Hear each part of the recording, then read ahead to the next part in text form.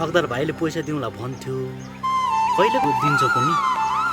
बरु त्यो ठगदार भाइलाई को भेट्न जानुपर्छ क्या? यो शीतको साग यस्तै त हो नि, के चाकर गरिरहनु?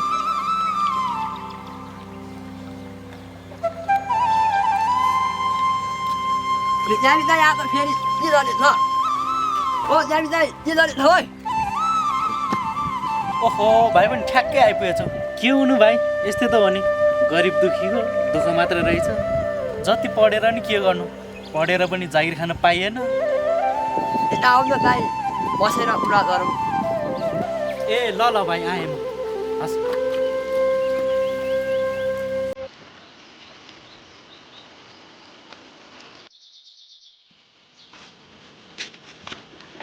यता बसौँ भाइ, यतै।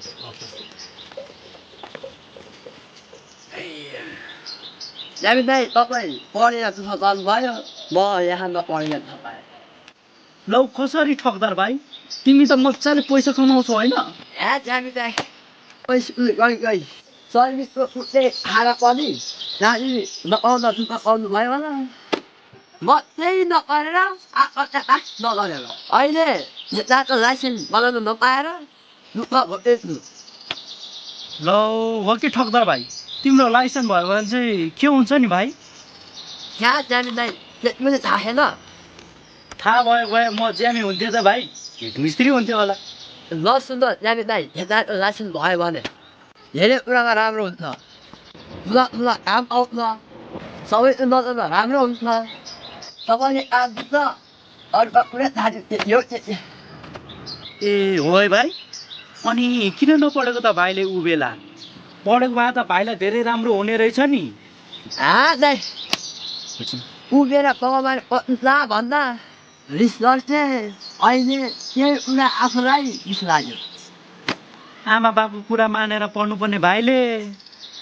अब त्यो बेला सम्झाउने बिजाने हरेक भए, अहिले आएर पत्नुको लाग्यो।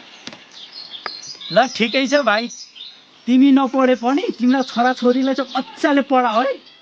एकदमै दाइ, बरु म रस्सी चुरोट खान छोडेर भए पनि पत्नी मेरो छोराछोरीलाई धेरै पढाउँछु। म शिक्षाको महत्त्व त धेरै हुने रहेछ।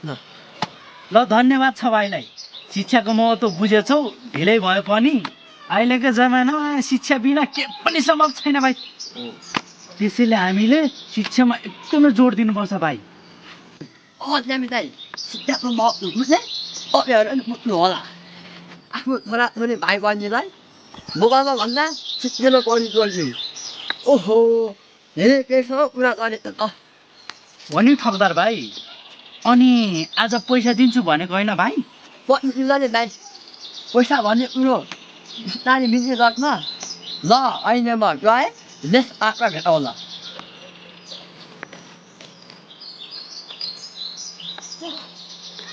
झन् पैसा दिन्छ भनेर कति खुसी भएको थिएँ, मुर्दा पैसा नदिई गयो।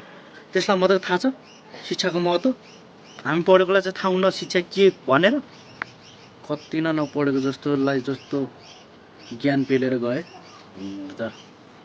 एनिवे गाइज, शिक्षाको महत्त्वलाई चाहिँ पहिलो प्राथमिकता दिनुपर्छ। साथीभाइको लैलैमा लागेर स्कुल जान छोड्ने, आमा बाले भनेको नमान्ने हो भने जसरी ठगदार भाइ पछुताएका छन्, त्यसरी नै तपाईँ हामी पछुताउनु पर्ला। त्यसैले धनभन्दा विद्या ठुलो, पैसाभन्दा किताब ठुलो। ल नेक्स्ट पार्टमा भेटौँला, बाई बाई।